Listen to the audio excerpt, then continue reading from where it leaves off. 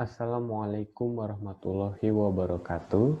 Selamat malam semuanya. Perkenalkan, nama saya Sultan Rafi bin Hidayat dari kelas 10 IPA 2. Pada kesempatan kali ini, seperti biasa, saya akan menjelaskan tentang pelajaran fikih, materi terakhir atau materi selanjutnya, yaitu riba, bank, dan asuransi. Oke, langsung kita mulai saja.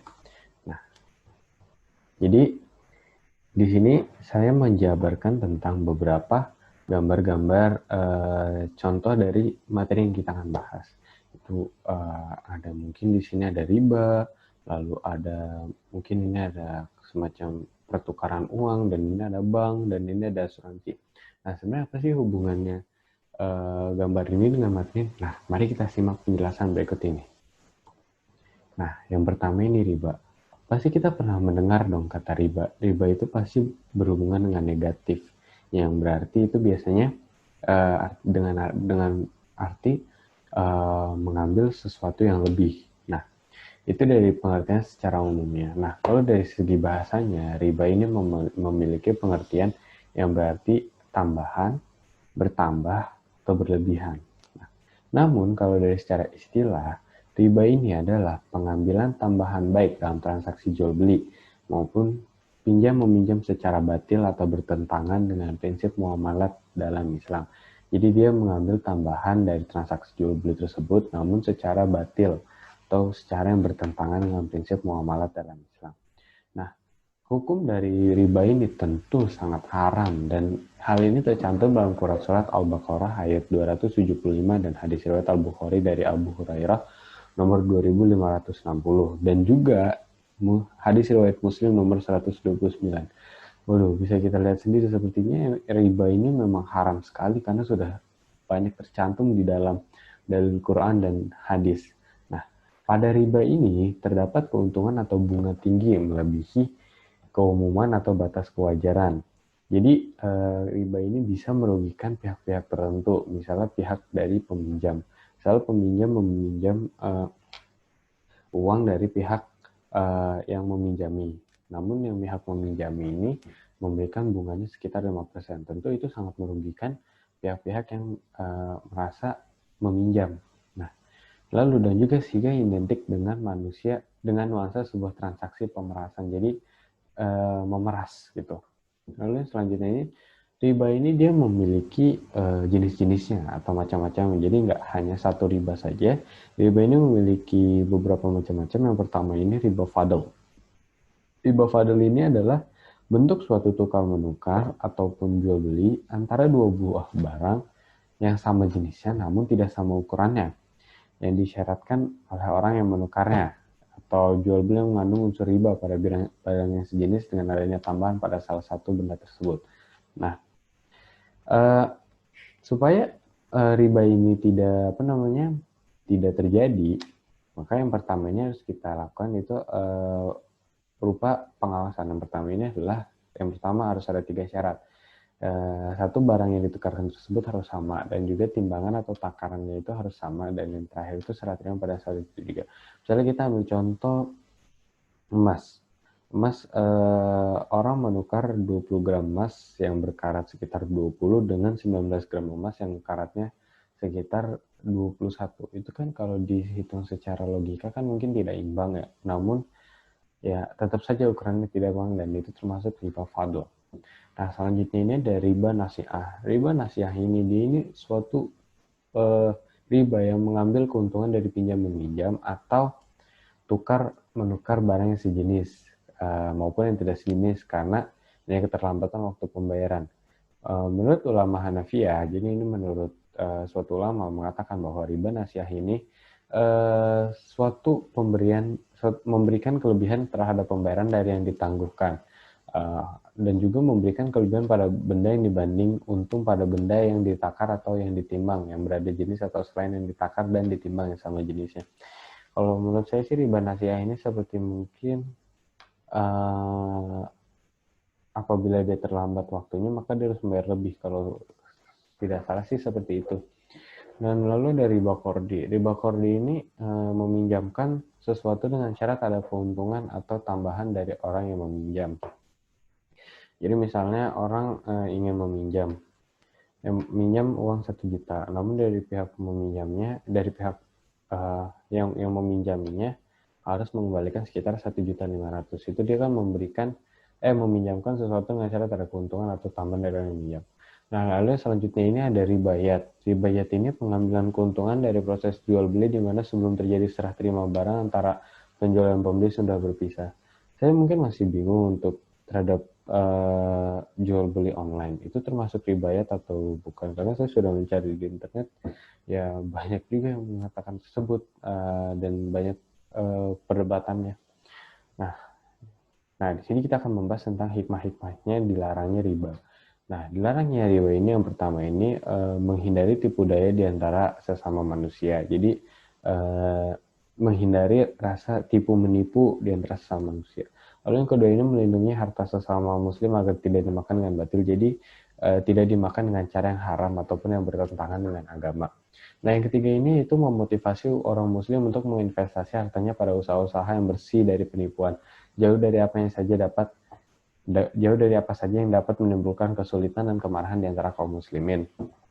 Jadi memotivasi orang muslim ini untuk membuat suatu usaha dari hasil yang halal, yang bersih. Jadi nggak ada unsur ada penipuan. Nah, yang selanjutnya ini menjauhkan orang muslim dari sesuatu yang menyebabkan kebinasaan, karena pemakan riba adalah orang yang zalim dan akibat kezaliman adalah kesusahan. Jadi menjauhkan orang muslim ini, jadi dilarangnya riba ini menjauhkan seseorang ini dari suatu hal yang mudaratnya ini membuat kebinasaan. Nah, jadi ini dan juga riba ini menjadikan orang-orang ini zalim, dan zalim ini bisa menimbulkan suatu kesusahan.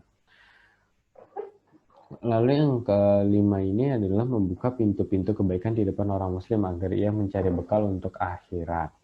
Nah, yang selanjutnya ini rajin mensyukuri nikmat Allah Subhanahu wa taala dengan cara memanfaatkan untuk kebaikan serta tidak menyia-nyiakan nikmat tersebut.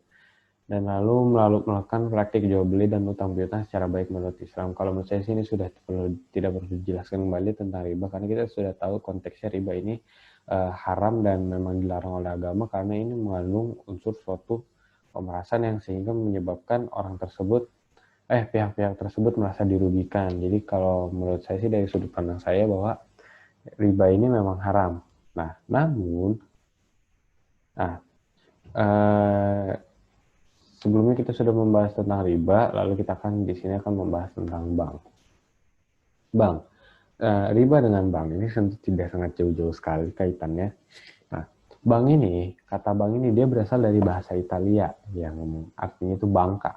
Bangka itu yang berarti itu meja. Nah, menurut Undang-Undang Nomor 10 Tahun 1998 tentang perbankan, yang dimaksud bank ini yaitu badan usaha yang menghimpun dana dari masyarakat dalam bentuk simpanan dan menyalurkannya kembali kepada masyarakat dalam bentuk kredit dan atau bentuk-bentuk lainnya dalam rangka meningkatkan taraf hidup rakyat banyak.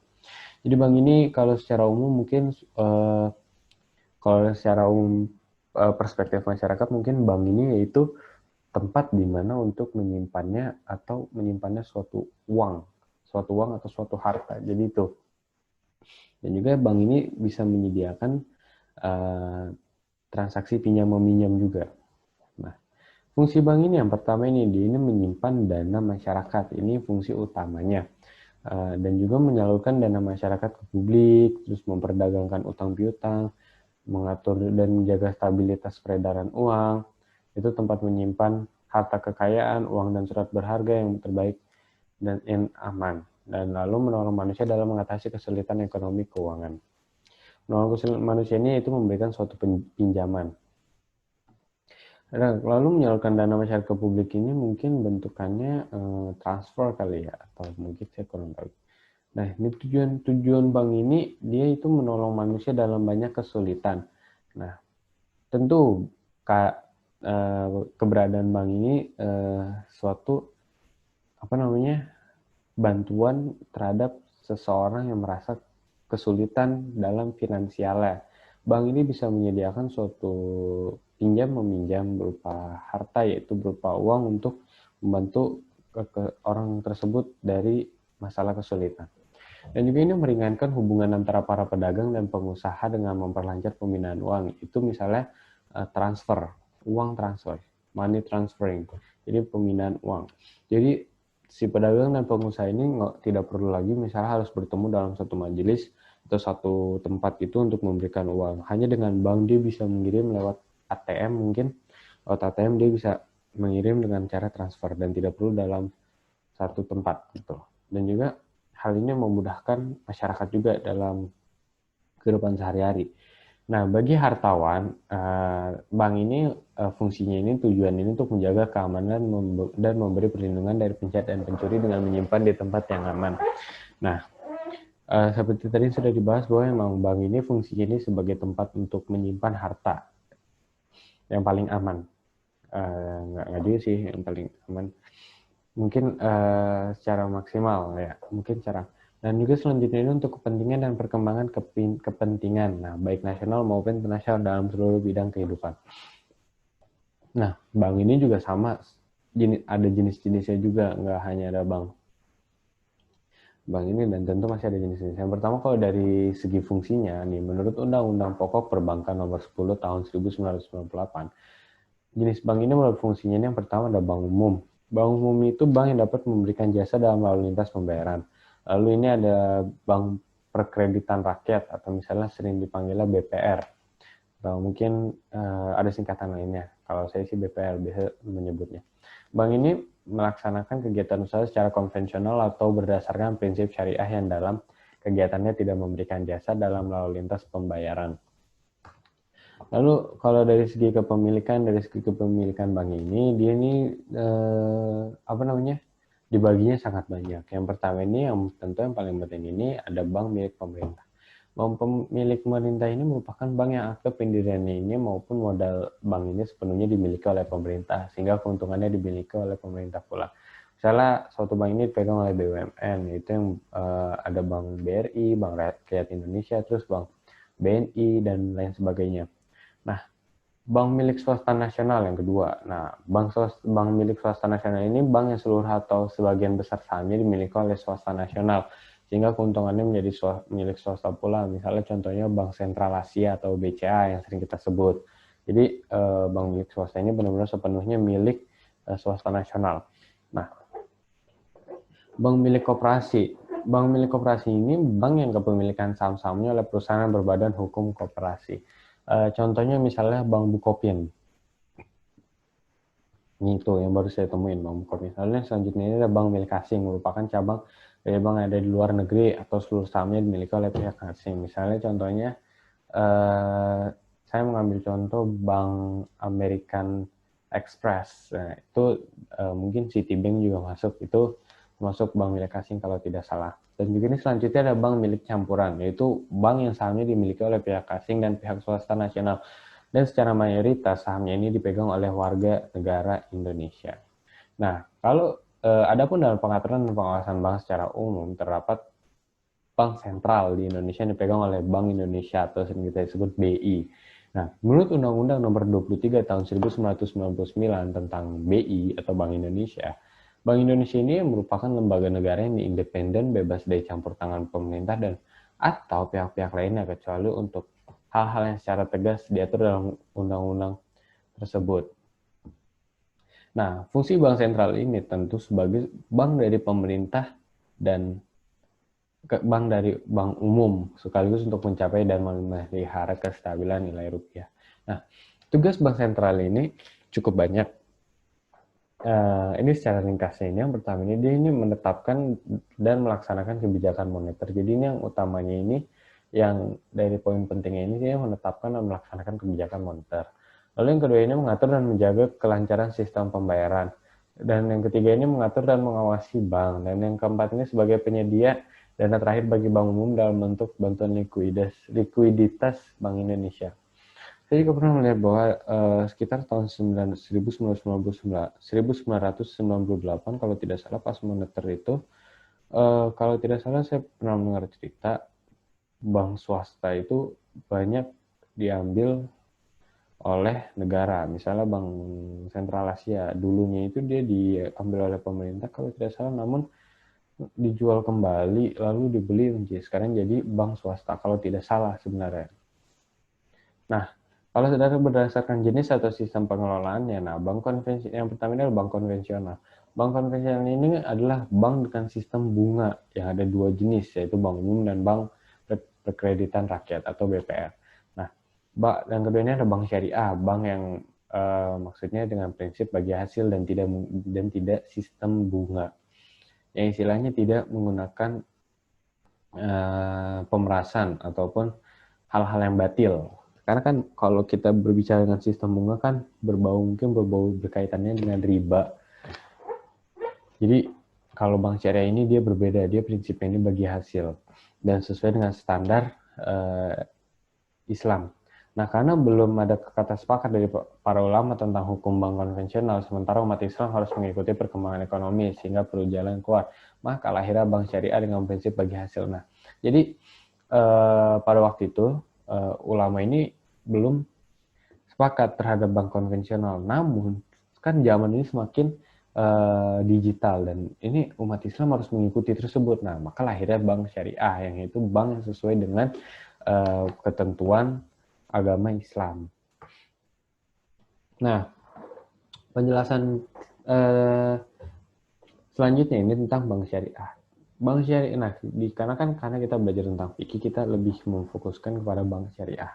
Bank syariah ini adalah suatu bank yang dalam aktivitasnya, baik dalam penghimpunan dana maupun dalam rangka penyaluran dananya, memberikan dan mengenakan imbalan atas dasar prinsip syariah. Nah, konsep dasar transaksi bank syariah ini yang pertama ada efisiensi. Efisiensi ini mengacu pada prinsip saling menolong untuk berikhtiar dengan tujuan mencapai laba besar sebesar mungkin dan biaya yang dikeluarkan selayaknya. Nah, yang kedua ini ada keadilan. Keadilan ini dia mengacu pada hubungan yang tidak menzolimi, saling ikhlas mengikhlaskan antara pihak-pihak yang terlibat dengan persetujuan yang adil tentang proporsi bagi hasil, baik untung maupun rugi. Nah, yang ketiga ini ada kebenaran. Kebenaran ini dia mengacu pada prinsip saling menawarkan bantuan dan nasihat untuk saling meningkatkan produktivitas. Nah, itu untuk konsep dasar transaksi bank syariah. Nah, ini ada juga produk-produk perbankan syariahnya. Yang pertama ada produk penyaluran dananya nih. Produk penyaluran dana ini berprinsip berjual beli. Yang pertama ada pembiayaan murabahah. Murabahah yang seperti kita bahas sebelumnya, yaitu transaksi jual beli di mana bank menyebut jumlah keuntungannya. Itu ada salam. Salam ini yaitu jual beli di mana barang yang diperjualbelikan belum ada. Namun, dalam praktik perbankan, ketika barang telah diserahkan kepada bank, maka bank akan berjualnya kepada nasabah itu sendiri secara tunai atau secara angsuran. Nah, umumnya transaksi ini diterapkan dalam pembelian barang yang belum ada, seperti pembelian komoditi, dijual kembali secara tunai atau secara cicilan. Nah, dan juga ada istisna. Istisna ini menyerupai produk salam. Namun dalam istisna, pembayarannya dapat dilakukan oleh bank dalam beberapa kali pembayaran. Ketentuan umumnya ini sebagai berikut. Yang ini ada prinsip sewa. Transaksi ijarah atau sewa ini dilandasi dengan adanya perpindahan manfaat. Nah, jadi dia hampir sama dengan transaksi prinsip jual beli, namun berbeda di dalam objeknya. Kalau jual beli itu dia barang, kalau sewa ini dia menawarkan jasa. Nah, pada akhir masa sewa, bank dapat saja menjual barang yang disewakan kepada nasabah. Nah, karena itu dalam perbankan syariah dikenal dengan ijarah muntahiyah, tamlik, yaitu sewa yang diikuti dengan berpindahnya kepemilikan. Nah, harga sewa dan harga jual disepakati pada awal perjanjian. Nah, lalu selanjutnya ada prinsip bagi hasil atau syirkah. Nah, produk pembayaran syariah yang didasarkan pada prinsip bagi hasilnya adalah yang pertama ini adalah musyarakah. Semua bentuk usaha melibatkan dua pihak atau lebih di mana secara bersama-sama memadukan seluruh bentuk sumber daya baik yang berwujud maupun tidak berwujud. Lalu yang kedua ini ada mudharabah. Mudharabah ini dia itu bentuk kerjasama antara dua atau lebih pihak di mana pemilik modal mempercayakan sejumlah modal kepada pengelola dengan suatu perjanjian pembagian keuntungan. Tadi mungkin sudah terlalu kompleks sekali tentang konsep-konsep serta prinsip-prinsip bank syariah. Dan selanjutnya kita akan membahas tentang hukum bank dalam Islam. Hukum bank dalam Islam ini masih banyak perdebatannya dan masih ada kubu-kubu yang maksudnya ada yang mengharamkan, terus ada yang tidak mengharamkan, terus ada yang menganggapnya samar. Nah, yang pertama ini adalah kelompok yang mengharamkan. Kelompok yang mengharamkan ini dia yang menyebutkan ini adalah ulama-ulama yaitu yang bernama Abu Zahra dan Abu Ala Al-Maududi dan Muhammad Abdullah Al-Arabi. Nah, mereka ini beropini bahwa hukum bank ini haram, sehingga kaum muslimin dilarang mengadakan hubungan dengan bank yang memakai sistem bunga, kecuali dalam keadaan darurat atau terpaksa. Nah, jadi kalau misalnya dalam keadaan terpaksa itu dia mungkin hukumnya lebih tidak haram sepertinya kalau saya tangkap. Nah, yang kedua ini ada kelompok yang tidak mengharamkan. Nah, kelompok yang tidak mengharamkan ini ulamanya yang berpendapat yaitu Syekh Muhammad Shaltut dan Ahmad Hasan. Nah, mereka ini mengatakan atau beropini bahwa kegiatan bermuamalah kaum muslimin dengan bank bukan merupakan perbuatan dilarang. Nah, juga ada beberapa kelompok yang menganggap ini sebagai syubhat, samar. Nah, bank ini merupakan perkara yang belum jelas kedudukan hukumnya dalam Islam karena bank merupakan sebuah produk baru yang tidak ada nasnya. Jadi kalau nggak salah itu zaman Nabi itu belum ada bank sepertinya. Nah, jadi tidak ada nasnya. Nah, hal-hal yang belum ada nas dan masih diragukan ini yang dimaksud dengan barang syubhat, samar. Mereka hal-hal yang belum ada nas dan masih diragukan ini yang dimaksud dengan barang syubhat atau samar. Jadi masih samar. Nah, karena untuk kepentingan umum atau manfaat sosial yang sangat berarti bagi umat, maka berdasarkan kaidah usul atau masalah mursalah, bank masih tetap digunakan dan dibolehkan. Namun ketentuan ini hanya untuk bank pemerintah atau non swasta dan tidak berlaku untuk bank swasta dengan alasan tingkat kerugian pada bank swasta sangat tinggi dibanding dengan bank pemerintah. Jadi banyak perdebatan ya antara hukum bank dalam Islam, namun saya berpendapat bahwa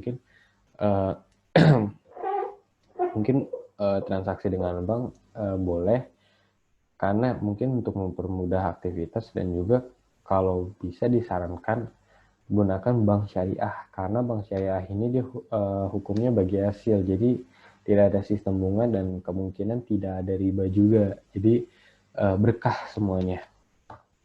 Nah, selanjutnya ini kita akan membahas tentang materi terakhir, yaitu tentang asuransi. Nah, asuransi ini seperti kita lihat ya, contohnya asuransi ini dia ini misalnya kita contoh sering yang kita temui nih, misalnya kita sakit lalu kita nggak punya uang, nah, kita gunakan asuransi.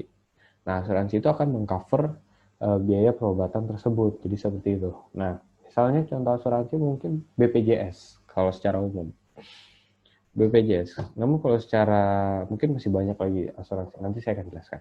Oke, untuk secara umum kata asuransi ini berasal dari bahasa Inggris yaitu insurance yang artinya jaminan. Nah, kalau secara istilah, di ini asuransi ini merupakan perjanjian pertanggungan bersama antara dua orang atau lebih. Nah, pihak yang satu akan menerima pembayaran tertentu bila terjadi suatu musibah, sedangkan pihak yang lain membayar iuran yang telah ditentukan waktu dan jumlahnya. Nah, adapun tujuan asuransi ini secara umum yaitu untuk kemaslahatan dan kepentingan bersama melalui semacam iuran yang dikoordinir oleh penanggung asuransi. Nah, kalau tadi kita sudah membahas tentang pengertiannya secara umum, kita akan bahas tentang pengertian secara Islam. Nah, kalau secara Islam ini, dalam menerjemahkan istilah asuransi ke dalam konteks asuransi Islam, terdapat beberapa istilah antara lain takaful, itu dari bahasa Arab, ta'min juga dari bahasa Arab, Islamic insurance, itu dari bahasa Inggris. Nah, istilah-istilah tersebut pada dasarnya tidak berbeda sama lain yang mengandung makna pertanggungan atau saling menanggung. Namun, dalam prakteknya, istilah yang paling populer digunakan sebagai istilah lain dari asuransi dan juga paling banyak digunakan di beberapa negara termasuk Indonesia adalah istilah takaful. Nah, di sini kita ada perbandingan antara asuransi konvensional dengan asuransi syariah. Kalau asuransi konvensional ini dia akad muawadah, muawadoh, yaitu akad yang di dalamnya kedua orang yang berakad dapat mengambil penggantian dari apa yang telah diberikannya. Nah, lalu akad asuransi konvensional ini akad gharar karena masing-masing dari kedua belah pihak penanggung dan bertanggung pada waktu melangsungkan akad, tidak mengetahui jumlah yang diberikan pada jumlah yang diambil. Nah, terus selanjutnya ini ada asuransi syariah. Nah, asuransi syariah ini dibangun atas dasar ta'awun atau kerjasama mungkin, dan juga tolong-menolong, saling menjamin, tidak berorientasi bisnis atau keuntungan materi semata. Asuransi syariat tidak bersifat muawatoh, tetapi tabaru atau mudorobah. Nah, untuk manfaat asuransi, kalau dari pribadi saya sih asuransi mungkin memiliki, dari opini saya asuransi mungkin memiliki banyak sekali manfaat. Karena kalau misalnya kita terjadi apa namanya, jadi musibah, misalnya sakit, lalu kita tidak punya uang, tapi kita punya asuransi. Itu kan sesuatu menjadi hal bantuan sekali dalam hidup kita. Kita tidak perlu membayar uang dan asuransi sudah mengcover atau merimbes biaya tersebut. Nah, yang pertama ini manfaat asuransi ini dia tumbuhnya rasa persaudaraan dan rasa sepenanggungan di antara anggota. Nah, lalu yang kedua ini implementasi dari anjuran Rasulullah SAW agar umat Islam saling tolong menolong. Nah, yang ketiga ini jauh dari bentuk-bentuk muamalat yang dilarang syariat. Nah, yang keempat ini secara umum dapat memberikan perlindungan dari risiko kerugian yang diderita satu pihak. Nah, yang selanjutnya ini dia meningkatkan efisiensi karena tidak perlu secara khusus mengadakan pengamanan dan pengawasan dan untuk memberikan perlindungan yang makan banyak tenaga, waktu, dan biaya. Pemerataan biaya yaitu cukup hanya dengan mengeluarkan biaya yang jumlahnya tertentu dan tidak perlu mengganti atau membayar sendiri. Kerugian yang timbul dan jumlahnya tidak tertentu dan tidak pasti. Nah, lalu sebagai tabungan karena jumlah yang dibayar pada pihak-pihak asuransi akan dikembalikan saat terjadi peristiwa atau berhentinya akad. Jadi seperti itu untuk secara manfaat asuransi secara luas ya. Kalau secara umumnya tadi sudah saya jelaskan bahwa memang asuransi itu sangat luas sekali manfaatnya. Nah, hukum-hukum asuransi dalam Islam. Nah, sama nih seperti dengan bank. Ada terdapat perbandingan pendapat. Misalnya ini satu mengharamkan haram, yang sini satu membilang boleh mubah, haram mubah. Nah, ini banyak sekali perdebatannya. Ada yang bilang pertama dia bilang haram. Haram ini dikemukakan oleh Yusuf Qaradawi dan Muhammad Baqil Al-Muti. Nah, mengapa mereka menganggap haram? Karena mereka beralasan bahwa asuransi sama dengan judi. Jadi kayak gambling, judi. Nah, lalu yang keduanya asuransi mengandung unsur-unsur tidak pasti. Nah, jadi nggak pasti. Nah, dan juga asuransi ini mengandung unsur riba. Nah, itu mereka mungkin berpendapat ya, seperti itu. Lalu yang keempatnya asuransi mengandung unsur pemerasan karena pemegang polis apabila yang tidak bisa melanjutkan pembayaran preminya akan hilang, premi yang sudah dibayar atau dikurangi. Nah, premi-premi yang sudah dibayar akan diputar dalam praktek-praktek riba. Nah, asuransi termasuk jual beli atau tukar-menukar mata uang tidak tunai. Nah, lalu ada yang menyebutkan boleh. Nah, boleh. Pendapat ini dikemukakan oleh Abdul Wahab Khalaf Mustafa dan Ahmad Zalka serta Muhammad Yusuf Musa dan Abdul Rahman Isa. Mereka beropini bahwa tidak ada nas yang melarang asuransi. Nah, ada kesepakatan dan kerelaan kedua belah pihak, dan juga saling menguntungkan kedua belah pihak. Nah, asuransi dapat menanggulangi kepentingan umum sebab premi-premi yang terkumpul dapat diinvestasikan untuk proyek-proyek yang produktif dan pembangunan. Ya, asuransi termasuk akad mudharabah. Nah, dan juga asuransi termasuk koperasi dan asuransi dianalogikan dengan sistem pensiun seperti taspen. Dan juga nih, ada beberapa yang bilang subhat, ada beberapa pendapat yang subhat. Seperti tadi yang samar. Nah, balik lagi kita di awal di hukum abang ini. Mungkin ya asuransi ini tidak ada dalil yang tegas menyatakan halal atau haram. Nah, jadi ya tidak ada dalilnya, tidak ada nasnya untuk menjelaskan itu halal atau haram. Pada dasarnya dalam prinsip syariah hukum-hukum muamalah nih, transaksi bisnis adalah bersifat terbuka. Jadi ya mungkin ya nggak ada dalil yang kalau menurut saya sih selama itu tidak merugikan sih ya pribadi saya mungkin boleh-boleh saja. Namun kalau saya sering lihat maksudnya di mana saya bercerita sedikit, misalnya saya melihat di suatu kajian mengatakan bahwa asuransi itu haram. Kalau misalnya haram, kenapa?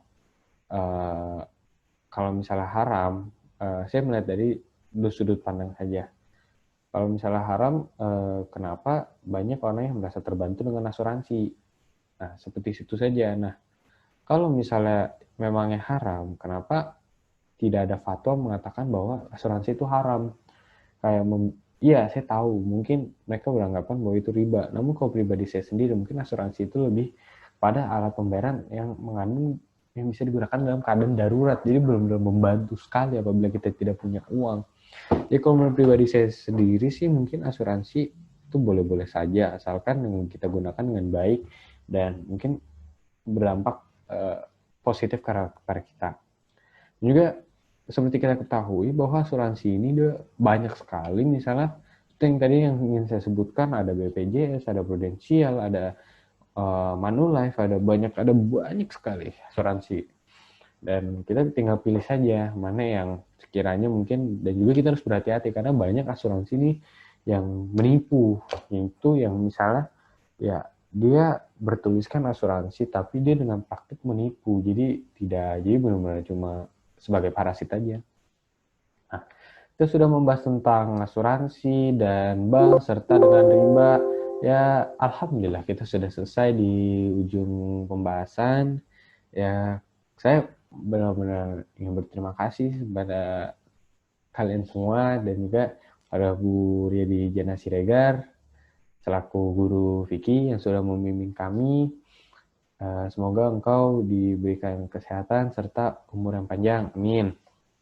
Dan juga saya berterima kasih pada audiens yang sudah mau mendengarkan ilmu saya. Sekiranya kalau memang ada kekurangan dalam pemberian kata-kata atau ada salah, mohon diberitahu biar saya bisa jadikan pelajaran juga. Dan juga kalau saya juga ini mengambil materinya dari buku digital dan juga kalian boleh mengambilnya di internet lagi untuk memberikan penjelasan selanjutnya. Sebelumnya saya berterima kasih kepada kalian semua dan mohon maaf apabila ada kesalahan. Wabillahi taufiq wal hidayah. Wassalamualaikum warahmatullahi wabarakatuh.